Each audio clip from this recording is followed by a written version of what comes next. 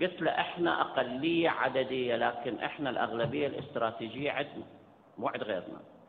نفط السعوديه بدينا، نفط العراق بدينا، نفط ايران بدينا، نفط افغانستان بدينا، نفط اذربيجان بدينا، نفط سوريا ولبنان. الان لبنان اكتشف فيها بالبحر الابيض المتوسط، وغالبيه حرب سوريا مبنيه على هاي القضيه، هاي القضيه المخفيه.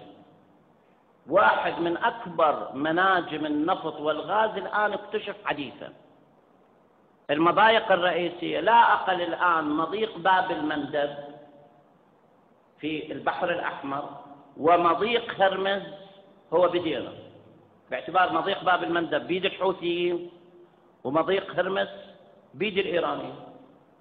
وبالنتيجه الشوكت مريد نأثر على حركه الملاحه الدوليه بمنتهى السهوله. قناه السويس مهمه جدا، لكن مفتاحها وين؟ في باب المندب.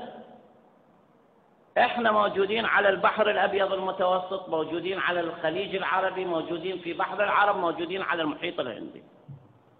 الان ملك الاردن ما اجى طرح الهلال الشيعي ترى ما طرحها عبثا، هذول حاسبين حسابات جاي يشوفون ارقام مرعبه جدا بالنسبه لهم. فاذا عندنا القيمه الاستراتيجيه كبرى، القيمه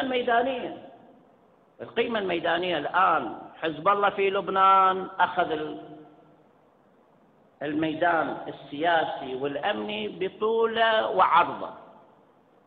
اليوم فلسطين صارت بيد الشيعة. الان حركه الجهاد الاسلامي غير حركه حماس، حركه حماس عالم اخر.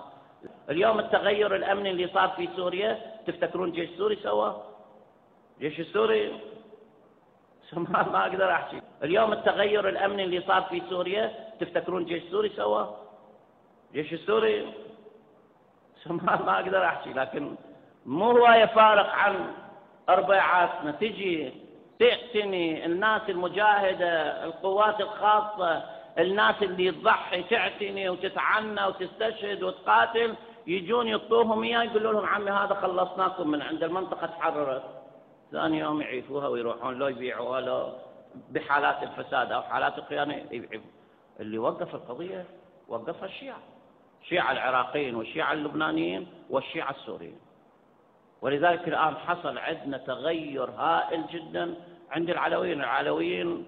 أنا عايش في سوريا وأعرف وضعهم، ثق بالله كانوا بعيدين جدا عن عالم اسمه عالم تدين ومرجعية وإسلام وشيعة وما كل اللي يهمهم فلان وفلان ايش سوت كذا منهم كذا لعنهم كذا ما إلى ذلك، لكن بالفساد وترك الدين والفاحشة، لكن بالفساد وترك الدين والفاحشة، لكن بالفساد وترك الدين والفاحشة ماخذين راحتهم تماما. اليوم بدأوا يقولون أنه ما عندنا غير مراجعنا، عندنا السيد السيستاني، عندنا السيد الخامنئي، عندنا مراجعنا هم اللي وقفوا ويانا في المحنة، هم اللي قومونا، يلزمون العراق يقبلون من فوق إلى تحت. انتم اللي انقذتونا. والعراقيين ايش قد راحوا؟ ما راح حدش الاعداد، لا تروحون بعيد وتقولون انه راحت من عندنا اعداد كبيره. ما راحوا، في اقصى الحالات ما زاد العدد العراقي اكثر من 6-7,000 واحد.